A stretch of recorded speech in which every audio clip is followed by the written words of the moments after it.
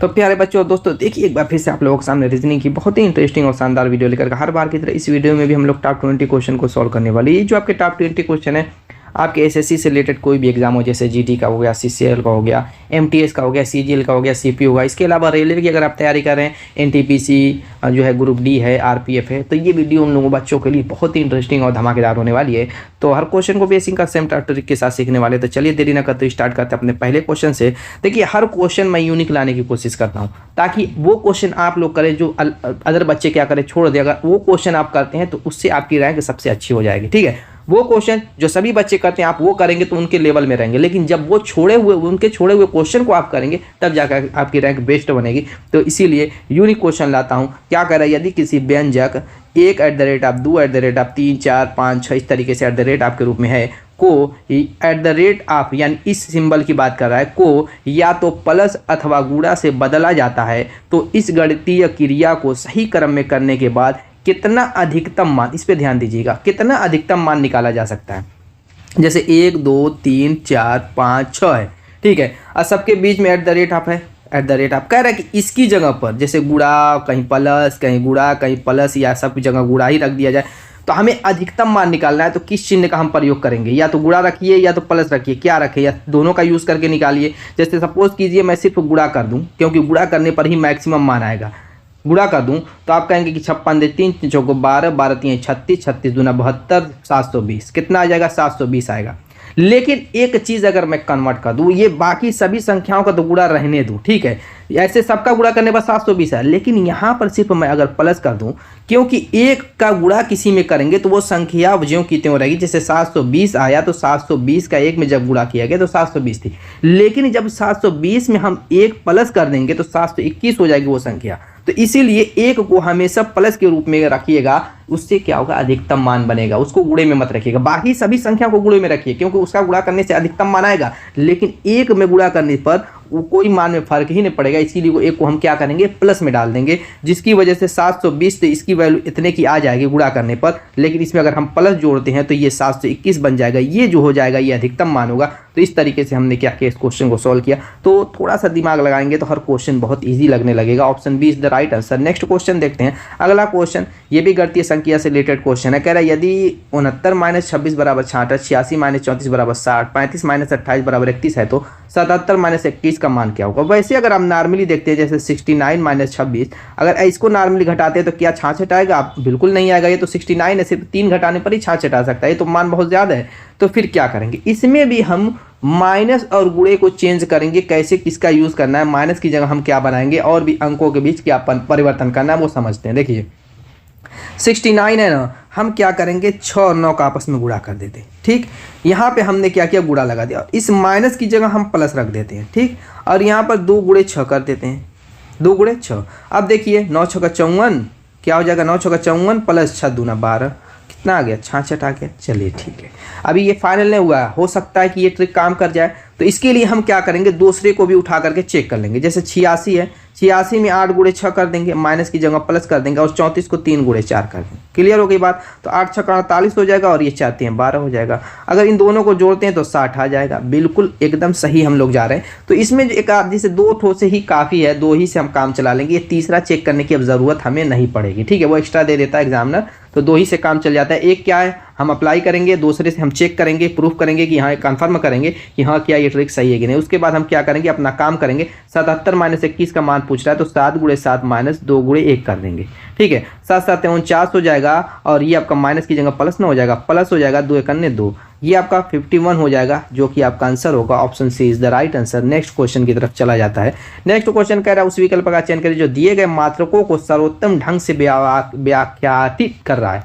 मात्रकों को यानी कि इनका मात्रक किस रूप में कन्वर्ट किया गया, मतलब कि जैसे डॉलर है, रुपया है, येन है, टका, ये सारी चीज़ें क्या हैं, क्या है, किसी देश की, अलग अलग देशों की करेंसी है, कोई अमेरिका की, कोई भारत की है, कोई बांग्लादेश की, इस तरीके से ये करेंसियाँ हैं। तो ये इसकी जो इनका मात्रकों के रूप में, मतलब किस रूप में कन्वर्ट किया। मात्रक आप समझ रहे हैं ना, जैसे आप लोग ये फिजिक्स में पढ़े होंगे, साइंस में पढ़े होंगे, फिजिक्स में पढ़े होंगे, जो मात्रक होते हैं, यूनिट होती है, उसी मात्रक की बात हो रही है, किसी और मात्रक की बात नहीं हो रही है। मत समझिए किसी और मात्रक की बात हो रही नहीं। तो ये डॉलर, रुपया, येन, टका का एक समझिए मात्रक के रूप में इसका क्या यूज़ किया गया। तो वो देखिए आपका ऑप्शन में क्या, वित्त है, संपत्ति है, मुद्रा, अर्थव्यवस्था है। अब ये बताइए कि ये चीज़ें हैं क्या, डॉलर, रुपया, येन, टका, तो आप कहेंगे कि मुद्रा है, वो सभी को पता है, बस वही चीज़ तो कहने की ये कोशिश कर रहा है। तो क्वेश्चन को समझना भी बहुत जरूरी होता है कि क्वेश्चन कह क्या रहा है। क्वेश्चन अगर आपको समझ ही में नहीं आएगा तो आप आंसर कहाँ से देंगे। चलिए, और वो प्रैक्टिस होगा, प्रैक्टिस किए रहेंगे, आपके सामने से गुजरा रहेगा तो वो क्वेश्चन आसान हो जाएगा। नहीं गुजरा रहेगा, कितना भी आसान क्वेश्चन रहेगा वो दोस्तों मुश्किल हो जाएगा आप लोगों के लिए क्वेश्चन।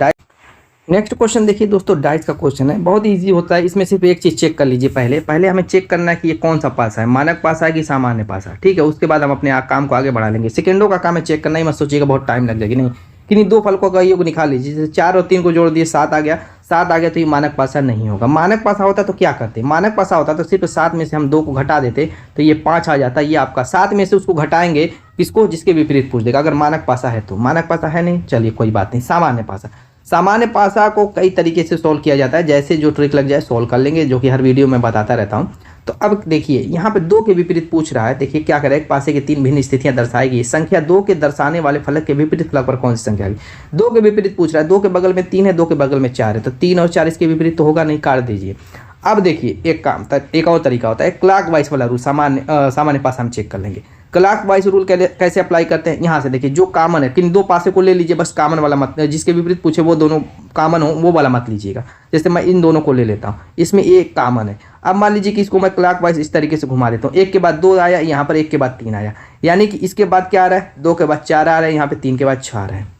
अगर उस रूप से देखें, जैसे 1 आया, 1 के बाद इस पासे में 3 आया, 3 के बाद 6, इसी तरीके से यहाँ से 1 से स्टार्ट करेंगे, 1 के बाद 2 आया, 2 के बाद 4।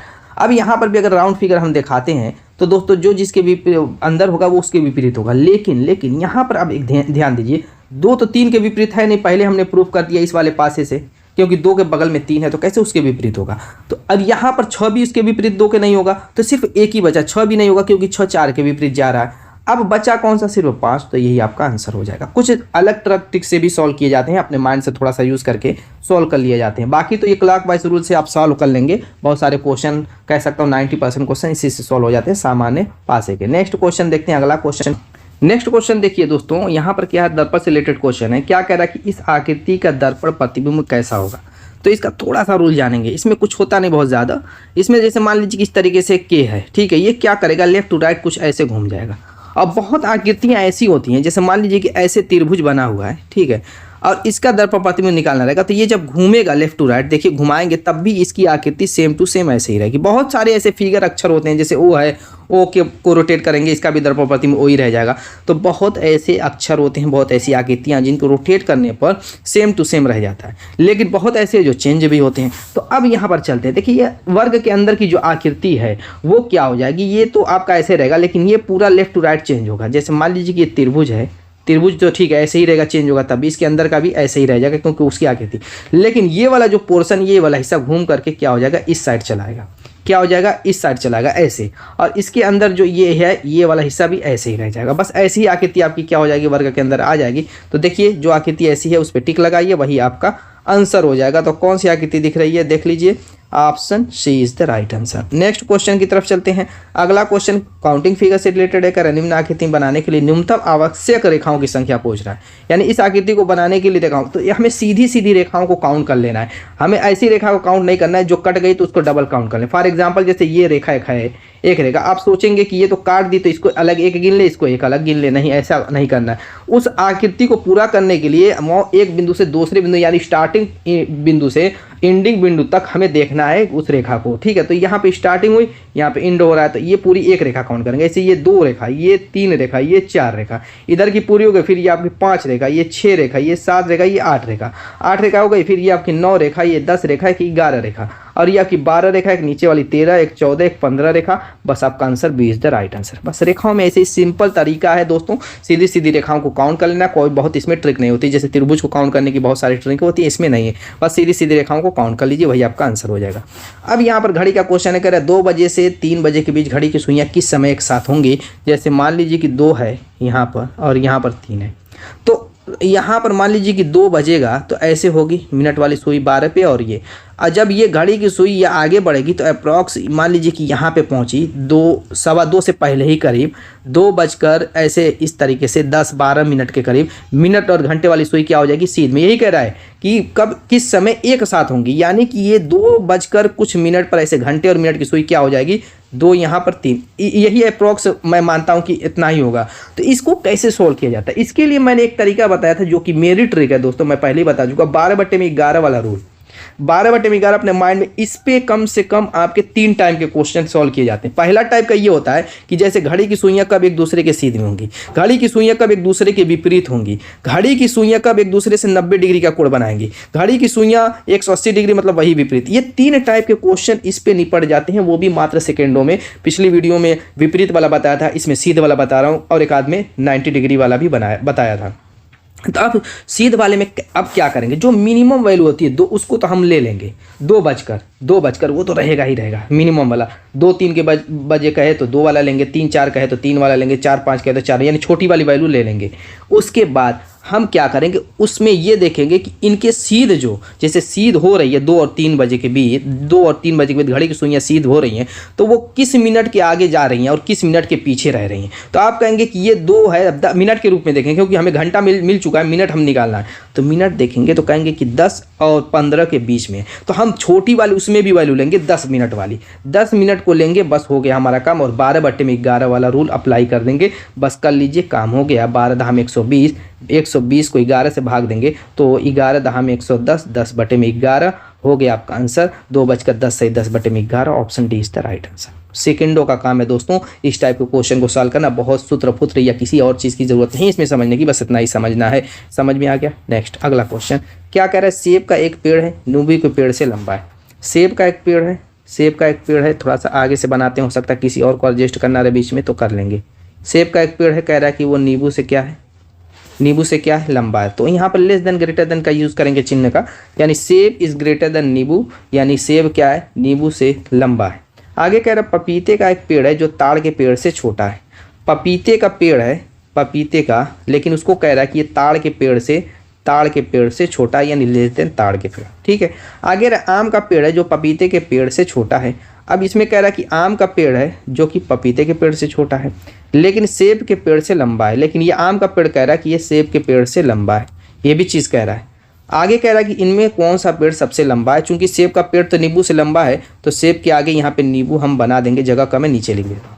यानी कि ताड़ का पपीते से लंबा, पपीता का आम से, आम का सेब से, सेब का नींबू से, यानी सबसे लंबा ताड़ हो गया। वही पूछ रहा सबसे लंबा कौन है, तो ताड़ का पेड़ सबसे लंबा है, option B is the right. इसी तरीके से लेस देन ग्रेटर, इसमें बहुत टाइप के क्वेश्चन, जैसे मान ली कि आयु में छोटा बड़ा दे देगा, मोटा पतला दे देगा, नाटा लंबा दे देगा, इस टाइप के कई टाइप के क्वेश्चन पूछता है। यही ट्रिक अप्लाई करते हैं, उसमें भी कोई अलग थलग नहीं काम करते। नेक्स्ट क्वेश्चन सिटिंग अरेंजमेंट का क्वेश्चन है, कह रहा निर्देशन निम्नलिखित सूचनाओं का अध्ययन करें और नीचे दिए गए प्रश्न का उत्तर दें। 6 मित्र हैं, पंकज, काजी, रोहित, सनी, तबरेज और मनोरंजन एक षटभुजाकार मेज के चारों ओर केंद्र की ओर मुख करके बैठे। षटभुजाकार यानी कि 6 भुजाओं वाली, इस तरीके से। और किधर केंद्र की तरफ मुख है ना, तो केंद्र की तरफ हम मुख बना देंगे, ऐसे केंद्र की तरफ मुख करके बैठे हुए हैं। क्लियर। अब केंद्र की तरफ मुख करके बैठे रहेंगे तो इसका दायां बायां पहले समझ लेते हैं। नीचे वाले हिस्से से हम दायां बायां स्टार्ट करते हैं, यहाँ से। अब जिधर आपका दायां हम चिन्ह लगा देंगे। अब एक छोड़ एक, इन पर चिन्ह ऐसे बिंदी डाल देंगे, वो उनका दायां, जिधर बिंदी उनका दायां, जिधर बिंदी नहीं है उनका बायां। क्या कह रहे हैं, केंद्र की ओर मुख करके बैठे हैं। आगे कह रहे हैं पंकज जो है मनोरंजन के बाईं ओर दूसरा है। मान लेते हैं कि मनोरंजन यहाँ पर है, ठीक है। मनोरंजन के बाईं ओर का मतलब इधर दूसरा स्थान, ये पहला गैप है, दूसरा स्थान पर है, कौन है, पंकज है, पी है।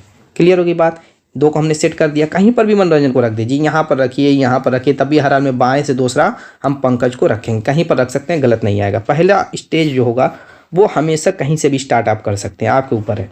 आगे कह रहा है कि काजी जो है रोहित और सनी का पड़ोसी है। अब काजी को कह रहा है रोहित और सनी, तो रोहित को हम यहाँ पर रख सकते हैं, सनी को यहाँ पर, इसके बीच में काजी को रखेंगे, तभी क्या कह रहा है, काजी क्या है, रोहित और सनी का पड़ोसी है। लेकिन एक चीज़ हो सकता है कि सनी इधर हो और रोहित इधर हो, ये कन्फर्म नहीं हो रही बात, क्योंकि यहाँ पर तो हम रोहित सनी को रख नहीं सकते, वरना फिर काजी के लिए कहाँ जगह ही बचेगी। तो ये चीज़ समझ में आ गई। चलिए अब यहाँ पर दो चीज़ें क्लियर नहीं हो पा रही हैं, सनी रोहित में कौन किधर है। चलिए छोड़ देते हैं, उससे कोई फ़र्क नहीं पड़ेगा बहुत ज़्यादा, अभी हो सकता है कि क्लियर कर दे आगे। आगे कह रहा है कि तबरेज़ जो है सनी के बाएं से दूसरा है। अब क्या कह रहा है, तबरेज़ सनी, अगर मान लीजिए सनी यहाँ पर है तो इसके बाएं से दूसरी जगह कौन सी है, यहाँ, ये यहाँ पर रख देंगे, तो फिर रोहित को हम कहाँ रखेंगे, मामला फंस जाएगा। यानी कहने का मतलब यहाँ पे सनी नहीं आएगा, यहाँ पे ये सनी नहीं आएगा, बल्कि सनी यहाँ पर आएगा और रोहित यहाँ पे नहीं आएगा। इस चीज़ से लास्ट वाले सेंटेंस से पता चल गया, क्योंकि कह रहा है तबरेज़ सनी के बाएं से दूसरा है। अगर हम सनी को यहाँ पर रखते हैं, इसके बाएं से दूसरा, ये वाली जगह खाली है, तबरेज़ को हम यहाँ पर रख सकते हैं। तो सबका मैंने पहला अक्षर का सिंबल ले लिया है, समझ में आ गया होगा, इससे कोई दिक्कत नहीं होगी। जैसे के है आपका, के से कौन है आपका, के से आपका काजी हो गया, एस से सनी हो गया, एम से कौन है मनोरंजन हो गया, पी से आपका कौन सा है पंकज हो गया, टी से तबरेज़, आर से रोहित। इसमें तो कोई दिक्कत है नहीं समझने में। तो इस तरीके से हमने इस क्वेश्चन के अनुसार इसको सेट कर लिया। अब क्वेश्चन क्या कह रहा है कि काजी के बाएं से चौथा व्यक्ति कौन है। काजी के बाएं से इधर 1 2 3 4 चौथा व्यक्ति Pankaj, option A is the right answer. Clear हो गई। नेक्स्ट सिलोजिज्म का क्वेश्चन है, क्या कह रहा है, जो कह रहा है उस हिसाब से पहले डायग्राम बने। कथन देखिए, क्या रहा है, कोई कुत्ता बिल्ली नहीं है, मैंने ये कुत्ता ले लिया, ये बिल्ली ले ली। ये कह रहा है कि कोई कुत्ता बिल्ली नहीं है, चलिए ठीक है, कोई कुत्ता बिल्ली नहीं है। आगे कह रहा है कुछ बिल्लियाँ चूहा हैं, तो कुछ बिल्लियों को हम क्या करेंगे, चूहे के अंदर डाल देंगे। क्या कह रहा है, चूहा है। आगे कह रहा है सभी चूहे सूअर हैं। अब ये जितना भी चूहा है सभी को हम क्या करेंगे, सूअर के अंदर डाल देंगे। किसके अंदर, सूअर के अंदर। तो इस तरीके का कुछ डायग्राम बनेगा। अब यहाँ पर ध्यान दीजिए, जब सूअर के अंदर हमने चूहे को डाला तो साथ साथ बिल्ली का भी हिस्सा, सूअर के अंदर जब हमने चूहे को डाला तो साथ साथ ये बिल्ली वाला हिस्सा भी क्या हुआ, सूअर के अंदर आ गया। तो इस चीज़ पे ध्यान दीजिएगा, हो सकता है इस पर निष्कर्ष कुछ मिल जाए।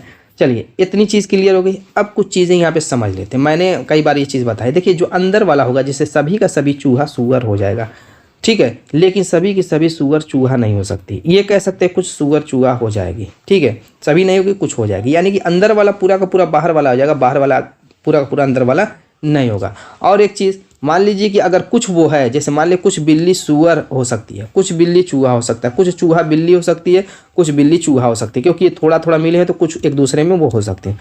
अब यहाँ पर जो चीज़ एक दूसरे से नहीं मिली है, अगर उसका जिक्र कहीं पर कथन में नहीं है तो उस बात को लगेगा कि ये गलत है, लेकिन फिर भी वो सही हो जाएगा। चलिए इस सारी चीज़ों पे फोकस करके हम निष्कर्ष को पढ़ते हैं और आंसर देते हैं। क्या करें, सभी कुत्ते चूहा हैं। अब सभी कुत्ते चूहा हैं, ये तो देखने ही से कहीं से सही नहीं लग रहा, क्योंकि पहले ही कह चुका है कोई कुत्ता बिल्ली नहीं है और कुछ बिल्लियाँ चूहा है। जब कुछ बिल्लियाँ चूहा है और कोई कुत्ता जो है बिल्ली नहीं है, तो डायरेक्टली हम इसको गलत काट देंगे। आगे कह रहा है कि सभी सूअर चूहे हैं। सभी सूअर चूहे कैसे हो सकते हैं, मैं पहले ही कह दिया था कि अंदर वाला सभी बाहर वाला हो सकता है, लेकिन सभी बाहर वाला अंदर, यानी कुछ सूअर चूहा हो सकता था, लेकिन सभी सूअर चूहे नहीं हो सकते, ये भी गलत हो गया। आगे कह रहा है कि कुछ सूअर बिल्ली है। आगे कह रहा है कुछ सूअर क्या है, बिल्ली है। तो ये बात बिल्कुल सही है, अभी मैंने वो समझाया। देखिए बिल्ली वाला डायग्राम था और ये बड़ा वाला क्या है, सूअर वाला है। तो कुछ बिल्ली कुछ सूअर बिल्ली है, बिल्कुल बात सही है। आगे कह रहा है कोई सूअर कुत्ता नहीं है। देखिए अब इस चीज़ को समझिए, यही चीज़ आपको कंफ्यूजन में डालेगी। कह रहे हैं कि कोई कुत्ता क्या है, सूअर नहीं है, या कोई सूअर कुत्ता नहीं। देखने से डायग्राम से लग रहा है कि बिल्कुल ये सही है, मैं कहूँगा कि ये गलत है। क्यों, क्योंकि कहीं पर भी कथन में आप देख लीजिए, क्या कुत्ता और सूअर का कोई संपर्क दिया है, दिया है। अगर दिया है कुत्ता का, तो किससे दिया हुआ है, बिल्ली से दिया हुआ है। जब बिल्ली से दिया हुआ है, लेकिन बिल्ली का क्या सूअर से दिया हुआ है, कहीं भी कथन में देखिए चूहे को सूअर से मिलाया है, लेकिन बिल्ली को सूअर से नहीं मिलाया। तो जब एक दूसरे से कहीं कथन में मेल मिलाप न हो तो वो सही लगेगा, फिर भी उसको हम गलत काट देंगे। बात समझ में आ गई। तो ये कन्फ्यूज़न वाला क्वेश्चन था, ठीक है, बहुत इजी क्वेश्चन मैंने कराया है, लेकिन जो कन्फ्यूज़न वाले उस क्वेश्चन को भी करना बहुत ज़रूरी है। यहाँ पर तीसरा केवल सही है, तो केवल 3 अनुसरण करता, option B is the right answer. Next Venn diagram, 3 नाम है, कर्नाटक, भारत, एशिया। तो 3 तो हम क्या करेंगे, डायग्राम बना लेंगे सर्किल वाला। फिर उसके बाद देखेंगे कर्नाटक भारत में क्या संबंध, भारत एशिया में क्या संबंध है, कर्नाटक एशिया में, यानी कि परस्पर तीनों में हम रिलेशन देखेंगे। तो आप कहेंगे, तो आप क्या कहेंगे ये बताएं मुझको। आप तो यही कहेंगे कि जो कर्नाटक है वो क्या है दोस्तों, भारत का एक राज्य है, भारत का एक राज्य। तो ये कर्नाटक हो जाएगा और ये भारत के अंदर आ जाएगा। इतना क्लियर है। अब चूंकि भारत क्या है दोस्तों, एशिया का एक देश है, तो ये एशिया बन जाएगा। एशिया के अंदर भारत को डाल देंगे, बस हो गया आपका answer. Option B is the right answer. ये बहुत आसान था। नेक्स्ट क्वेश्चन, अगला क्वेश्चन देखिए, ब्लड रिलेशन का कुछ इस टाइप के भी क्वेश्चन पूछता है। यूपी पुलिस के कांस्टेबल के एग्जाम में भी बहुत ज़्यादा इस टाइप का क्वेश्चन पूछा था। सिंपल क्वेश्चन तो आप जानते ही हैं, इस टाइप के भी क्वेश्चन कीजिए। देखिए क्या कह रहा है, कह रहा है जानकारी को ध्यानपूर्वक पढ़ें और नीचे नीचे दिए गए प्रश्न का उत्तर दे। कर यदि x प्लस वाई का अर्थ y बेटी है x की, x माइनस वाई का अर्थ y पत्नी है x की, x eight the rate of का अर्थ कर y का बेटा है x।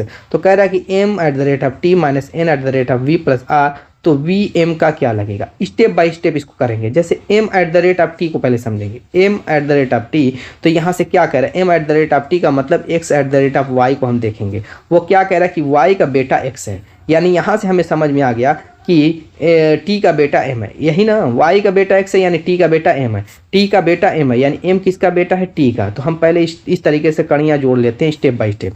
टी एम बेटा है किसका, टी का, ठीक है। अब हमें ये पता चल गया तो पॉजिटिव है, पर जो पुरुष होगा उस पर हम क्या करेंगे, पॉजिटिव बना देंगे, जो स्त्री होगी नेगेटिव। अब टी जो है इसकी माता है कि पिता है, ये हमें कंफर्म नहीं, तो इसको अभी छोड़ देंगे। आगे फिर क्या करेंगे, फिर इसको इन दोनों को घेरेंगे, किसको, टी और माइनस एन को। अब टी माइनस एन को हम घेर करके देखेंगे एक्स माइनस वाई क्या कह रहा है। एक्स माइनस वाई कह रहा है वाई की पत्नी एक्स है, वाई की पत्नी, वाई कौन है इसमें, एन है, और एक्स कौन है, टी है। तो वाई की पत्नी कौन है, एक्स है, यानी एन की पत्नी कौन है, एन की पत्नी कौन है, टी है। एन की पत्नी कौन है, टी है। एन की पत्नी कौन है, टी है। अब दोस्तों जब टी एन की पत्नी है तो मुझको ये बताइए टी नेगेटिव हो गई, टी क्या है, एन की पत्नी है तो टी नेगेटिव हो गई, यानी हर हाल में क्या होगा, पति होगा।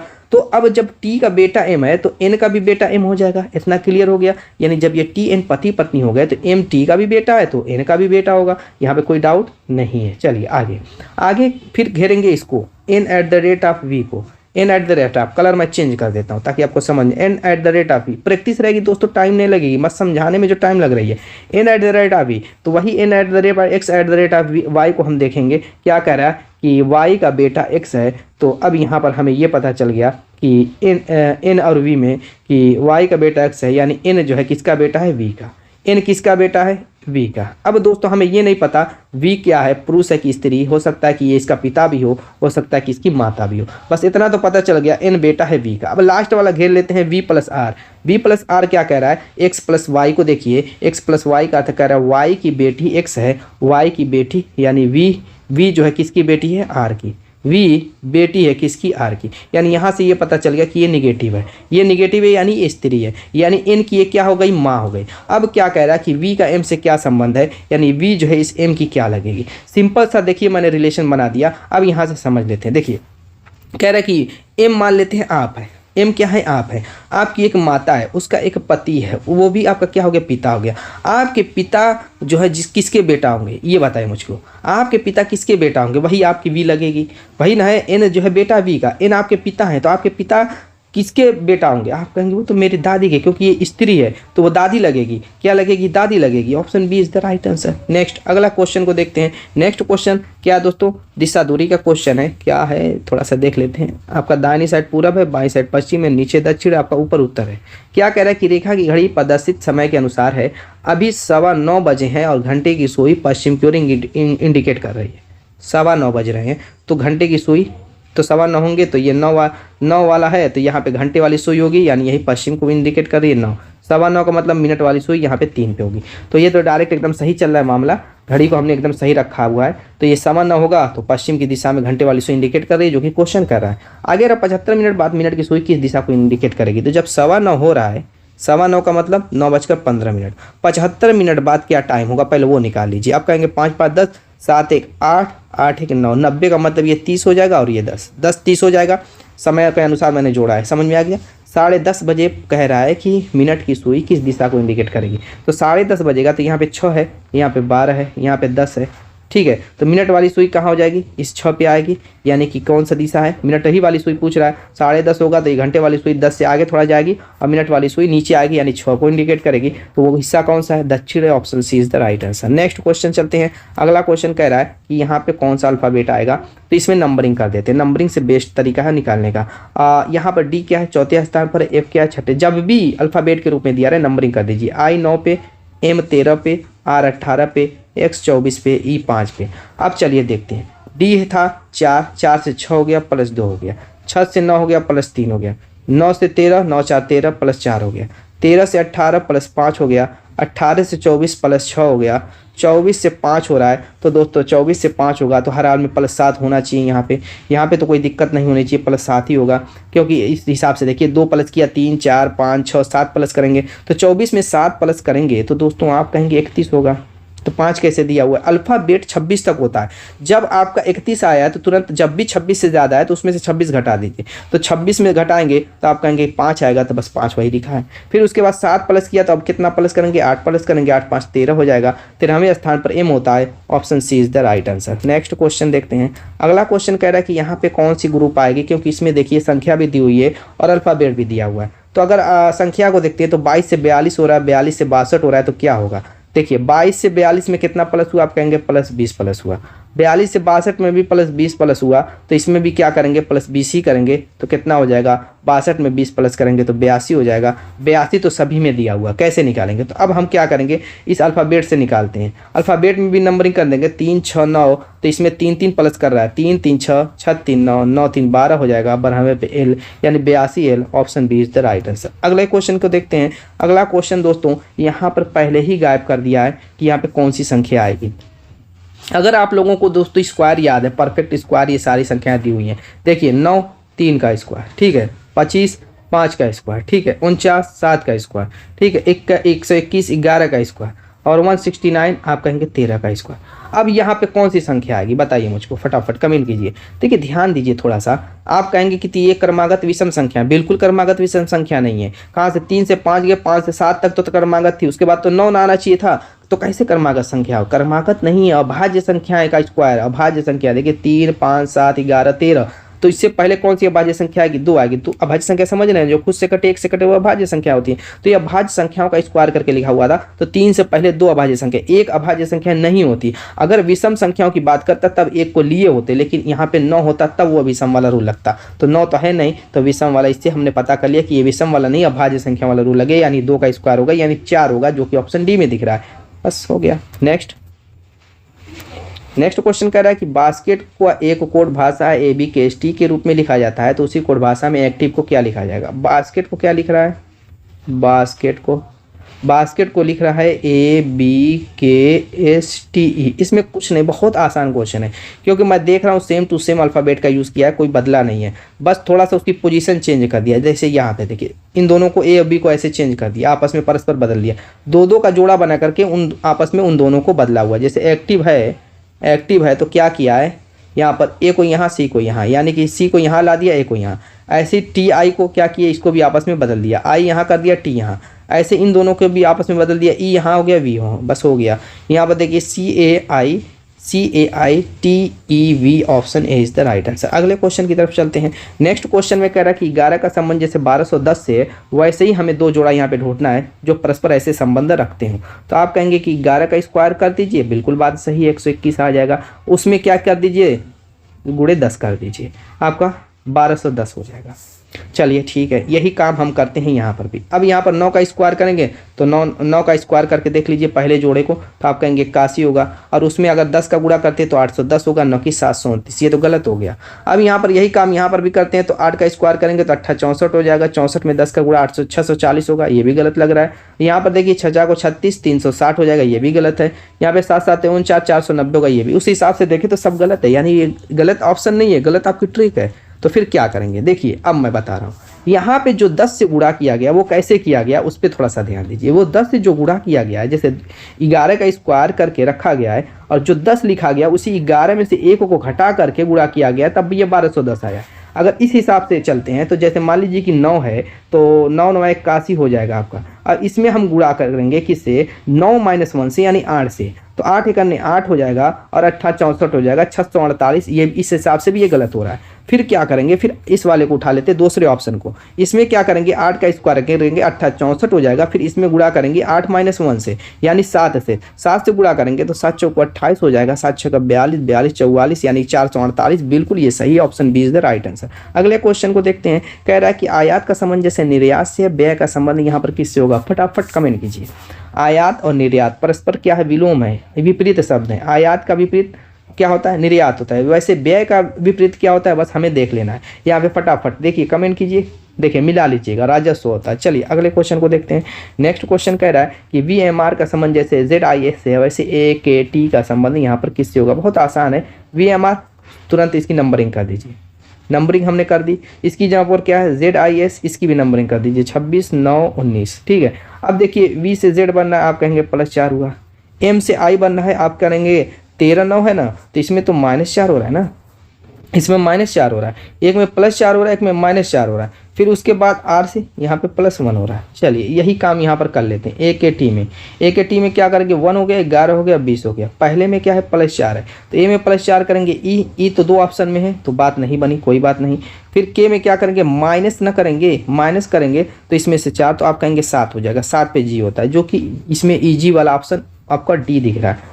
तो जरूरी नहीं कि पूरा का पूरा आप निकालें, इससे टाइम बचाइए दोस्तों, जैसे बच सके। ऑप्शन की तरफ नज़र रहे, जहाँ से जो मिल जाए, कहीं कहीं पहले ही अक्षर मिल जाता है, आगे का हमें कुछ करना ही नहीं पड़ता।